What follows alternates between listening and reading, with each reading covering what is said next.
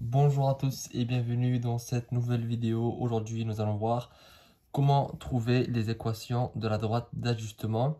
La vidéo va se décomposer comme d'habitude de deux parties. Dans une première, on va voir les formules.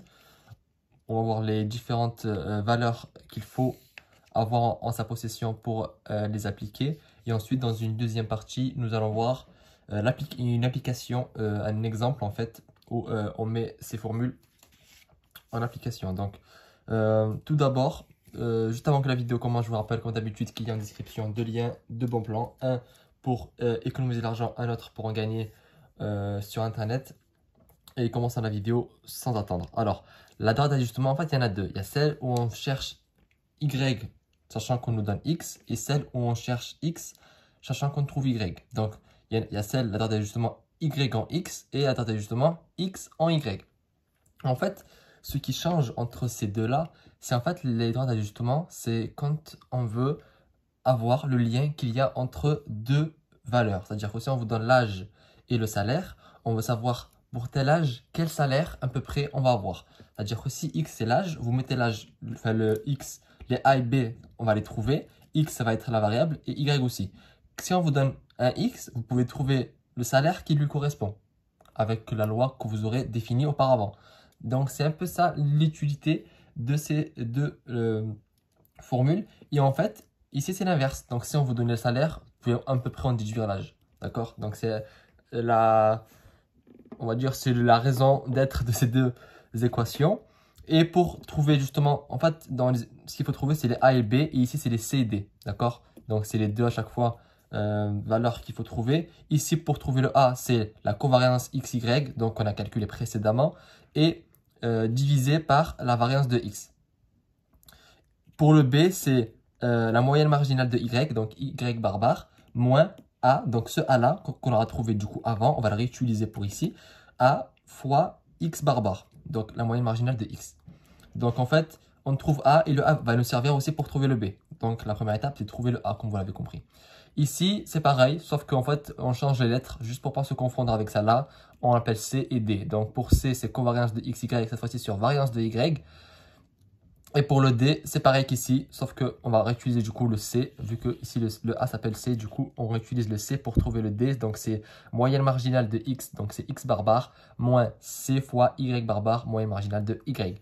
Donc passons directement à l'exemple, ça va être beaucoup plus simple pour que vous puissiez comprendre. Ici, voilà. Donc, tout d'abord, je tiens à rappeler qu'on va utiliser toutes les valeurs. Donc, X bar bar, Y bar bar, covariance de XY, variance de X et variance de Y ont été calculées dans des vidéos précédentes. Si vous ne savez pas comment les obtenir, allez voir ces vidéos. Ou si vous voulez juste savoir comment on a obtenu ces résultats-là, allez voir ces vidéos. Donc, pour X bar bar et Y bar bar, c'est la vidéo les moyennes marginales. Pour la covariance, donc c'est comment calculer la covariance. Et pour les variances de X et les variances de Y, c'est les variances marginales de X et de Y. Donc ça, c'est les vidéos qui vont vous permettre de trouver ces résultats-là. Nous, on va directement appliquer les formules pour trouver les équations sans recalculer ça. Donc, on commence par Y en X. Donc, Y en X, on avait dit que c'était Y égale à AX plus B. La première étape, quand vous cherchez l'équation d'ajustement, c'est de trouver le A. A, on avait dit que c'était égal à la covariance de X, Y sur V de X.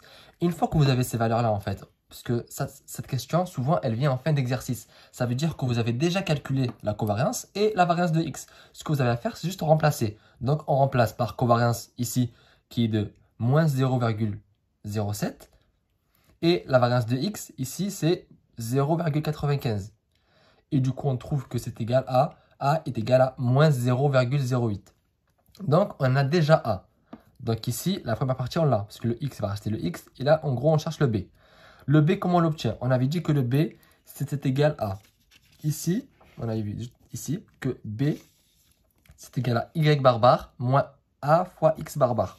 Donc Y bar bar, on l'a ici, c'est 1,95 moins A. A, il est juste en haut. On vient juste de le trouver, donc c'est moins 0,07. N'oubliez pas le moins ici. Ça va faire toute la différence, parce que moins plus moins, ça va faire plus. N'oubliez pas le moins de moins 0,08. Moins 0,08 fois la moyenne marginale de X, donc c'est 2,14. Et donc, quand vous faites ça à la calculatrice, vous trouvez que c'est égal à 2,1. Donc, B est égal à 2,1. Et là, en fait, c'est déjà terminé. C'est-à-dire que vous avez trouvé le résultat de l'équation d'ajustement y en x. Donc y égale à x. A c'est moins 0,08, donc c'est moins 0,08x plus b. B c'est 2,1. Donc voilà comment on trouve la droite, l'équation de la droite d'ajustement de y en x. Maintenant on va faire celle de x en y. C'est exactement la même chose. Donc cette fois-ci juste que le a et le b s'appellent c et d. Donc c'est covariance de xy sur variance de y cette fois-ci. Donc c'est variance de y en là c'est 0,68. Et covariance en là c'est moins 0,07. Donc, vous faites la calculatrice, vous trouvez C est égal à moins 0,1. J'ai arrondi. Ensuite, ici, vous trouvez le D.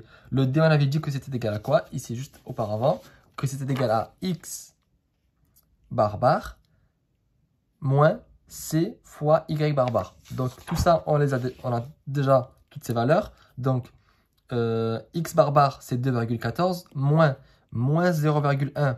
Donc, ça, c'est le C qu'on a trouvé ici, fois y bar bar, donc 1,95.